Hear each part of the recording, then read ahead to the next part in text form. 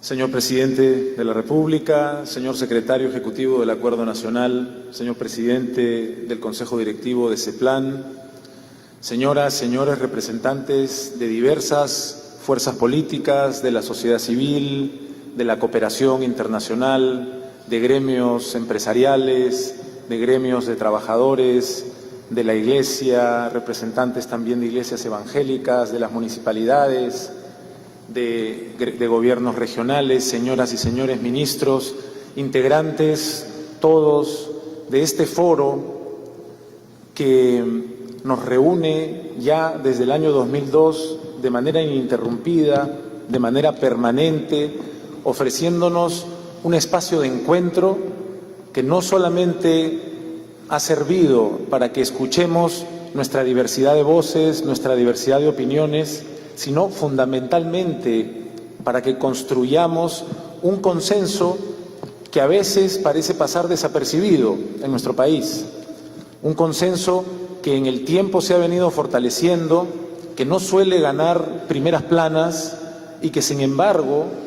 ha venido incluyéndose de manera sutil pero muy importante en nuestra vida política, en nuestra vida social, en nuestra vida económica.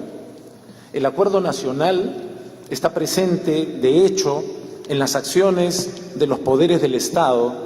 más allá de lo que solemos notar. Por ejemplo, la Política General de Gobierno al 2021, que fue aprobada por Decreto Supremo número 56/2018 PCM, se diseñó en concordancia con las políticas de Estado del Acuerdo Nacional, las mismas que, por otra parte, constituyen un parámetro a observar en la formulación de proyectos de ley de acuerdo al propio reglamento del Congreso. Está presente en el trabajo en las políticas del Ejecutivo, en la formulación de normas del Legislativo. Pero no solamente en términos más generales, hablando de un ejemplo que nos ha reunido recientemente y con el que todavía estamos avanzando, la Comisión Multisectorial denominada Espacio de Diálogo y Cumplimiento de Compromisos para el Desarrollo de la Zona de Influencia del Proyecto Minero Las Bambas, que fue aprobada por el Decreto Supremo 75/2019 de la PCM, invocó explícitamente la cuarta política de Estado del Acuerdo Nacional, aquella que se refiere a la institucionalización del diálogo y la concertación. Es decir, este Acuerdo Nacional que hoy nosotros mantenemos vivo está presente en el quehacer de nuestro país, no solamente en términos legislativos. Por ejemplo, nuestra actual ministra de la Mujer ha sido una protagonista recurrente de las reuniones del Acuerdo Nacional. El Acuerdo Nacional está vivo y está presente en nuestro quehacer permanentemente. En un país como el nuestro, en el que apreciamos emprendimientos fugaces, en el que a veces el entusiasmo se limita a la colocación de primeras piedras o al inicio de proyectos, pero que no se extiende necesariamente a la entrega de obras construidas o al producto ofrecido,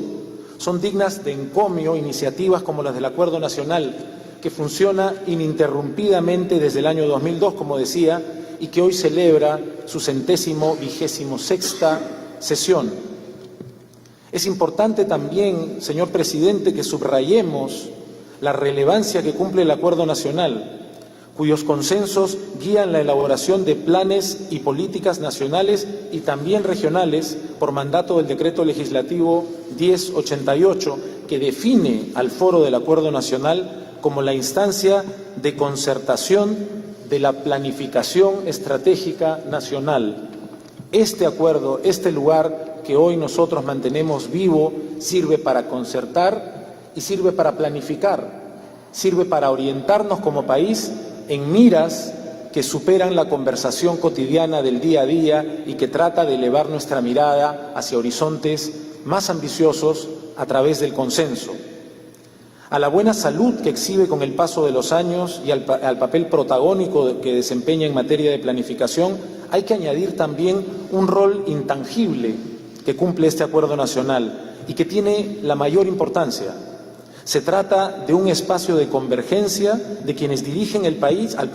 desde una perspectiva política, económica, social, sindical, confesional, profesional. desde todos los ángulos convergemos aquí. De un tiempo a esta parte vivimos una época de fricción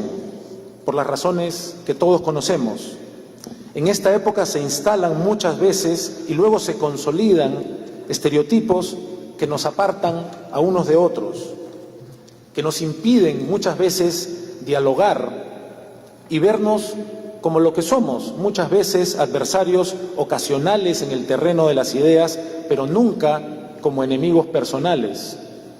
El Acuerdo Nacional presta una invalorable contribución en el desafío de recobrar un bien que es crucial, la confianza entre los peruanos.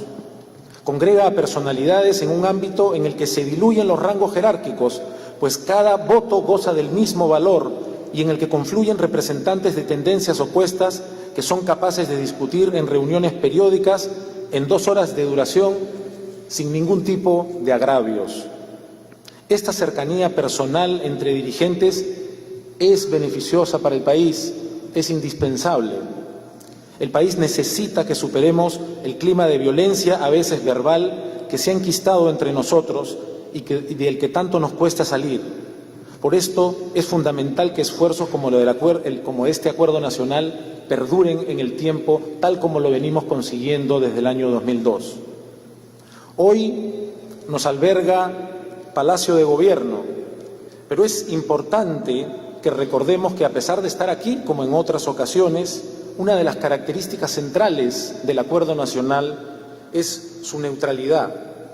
en la que no queda afectada en lo más mínimo por el hecho de que Palacio de Gobierno sea hoy nuestra sede.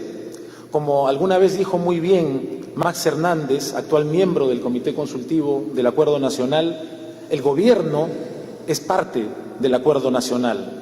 pero el Acuerdo Nacional no es parte del Gobierno. Hoy nos convoca un nuevo documento de trabajo que ha sido elaborado por las instituciones que integran el Acuerdo Nacional. Se trata nada menos